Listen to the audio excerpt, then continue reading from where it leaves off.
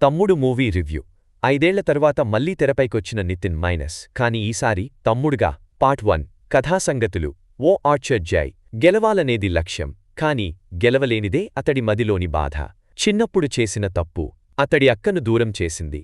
ఒక చైలం తన అక్కను వెతుకుతున్న కదలిక ఇది. కాని ఈ కథకి ఎమోషన్ లేదు, కనెక్షన్ లేదు. Part 2 screenplay and emotion. Failure family drama crime thriller adventure minus అన్నీ కలిసి వచ్చాయి, కాని ఏ ఒక్కదానికి న్యాయం కాలేదు. పాత్రల రచన తేలికపాటిగా, డ్రామా మిస్ అయింది. ఎమోషన్ అవసరమైన చోట ఖాళీ కనిపిస్తుంది.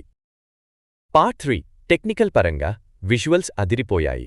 పార్ట్ 3 టెక్నికల్ పరంగా విజువల్స్ అదిరిపోయాయి. 3 సినిమాటోగ్రాఫర్లు కలిసి పనిచేశారు. బీజీఎం, నిర్మాణ విలువలు బాగున్నాయి.